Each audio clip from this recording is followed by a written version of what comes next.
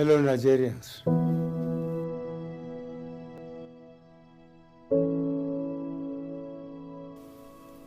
I join you all today to commemorate and celebrate our Democracy Day. Every June 12th is Democracy Day in Nigeria. This date was moved from May 29 to commemorate the democratic election of Abiola on June 12, 1993, in what has been adjourned to be Nigeria's fairest and freest election to date.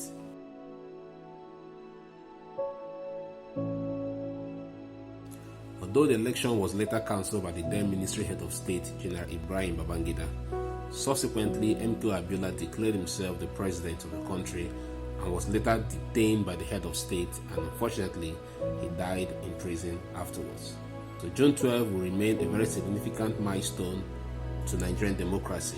However, there are also many unsung heroes of democracy in Nigeria whose story probably many Nigerians don't even know, who also died in dictation for the sake of democracy. This video takes a look at one of such figures.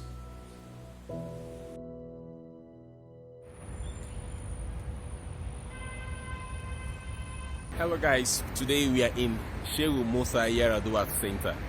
For most people, once you say the name Yaradua, the name that comes to mind is the late beloved President Yaradua of Nigeria.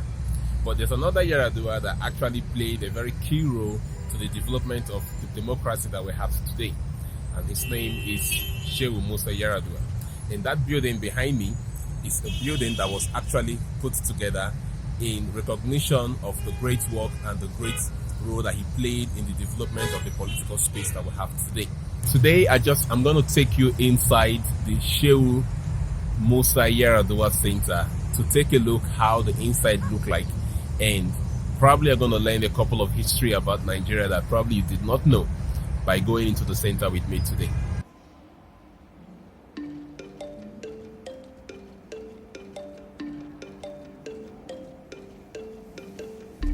Born in Katsina on March 5, 1943, Musa Yaradua was one of the leading lights of Nigerian political development and a pillar to political wisdom. During the First Republic, he served as a member of the House of Representatives and later as a Minister of Lagos Affairs. Shehu Yaradua was educated in Katsina Provisional Secondary School and the Royal Military Academy, Sandhurst, United Kingdom. He returned from Sandhurst in 1964 as a young second lieutenant not long before the Nigerian Civil War broke out. During the Civil War in Nigeria, it is said that Major Yaradua was responsible for capturing Onitsha, the southeastern part of Nigeria. By the way, during the war, over 1 million people from the eastern region of Nigeria, mostly the Igbos, died not because of bullet wound, but out of hunger and starvation, in what many people will consider as genocide. This actually deserves a National Remembrance Day and should be taught in our school. For Lieutenant Colonel Shehu Yaradua, the Civil War had a tremendous impact on him through the devastation he witnessed. He recognized the futility of disunity based on ethnicity, region, and religion. This will later form a core of his belief and support for democratic rule against military dictatorship. This belief was exemplified in 1979 when, as a second-in-command to General Obasanjo, they willingly conducted election and handed over a democratic rule which brought in Shehu Shagari as a democratic president. This also is on record as the first military government to voluntarily hand over power in Africa, although this democratic rule was short-lived after the military took power once again. After the service in the military, he and his group formed the People's Front of Nigerian Party, which later merged with other groups to form the Social Democratic Party. In January 1992, Yaradua spent a short time in detention, jailed for contravening a law banning certain old breed of politicians from active politics. However, the law was repealed and Yaradua subsequently announced his bid for the presidential election in 1992. He was leading the XDP presidential field before the result was annulled. A new election was later conducted in June 1993, which was won by MKO Abiola of the Social Democratic Party. However, that election was also annulled, and after June 12 election were annulled, Yaradua and his group negotiated an arrangement for the inauguration of an interim government which brought in Ernest Shoneko as the president. However, in November 1993, that interim government of Ernest Shoneko was booted out and General Sani Abuja became the new military head of state, disbanding all political parties. In March 1995, Yaradua alongside Olusegun Obasanjo and others were arrested on the allegation of plotting a coup to overthrow General Sani Abacha regime. He was sentenced to death by the military tribunal in 1995 after calling on the Nigerian military government of General Sani Abacha and his provisional ruling council to re-establish civilian rule. The sentence was commuted to a life imprisonment. While in prison, he wrote this profound statement: "It is a sacrifice that some of us must make for our country to be free." Kirikiri Prison, March 1995. Fortunately, he died in prison on 8th December 1997.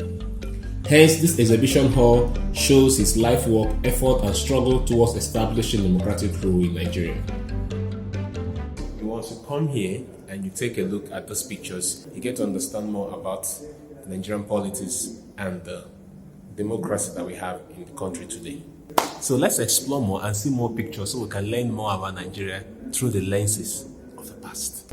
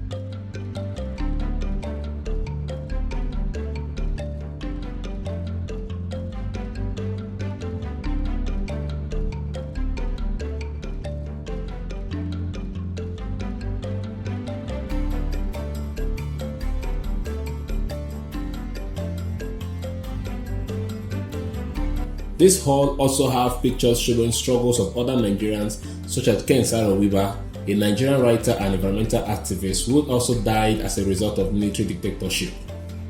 A lot of good documentation have been done here, and you will certainly learn a lot about Nigeria if you visit. Thank you so much for watching, and I'll see you guys on the next video. Ka.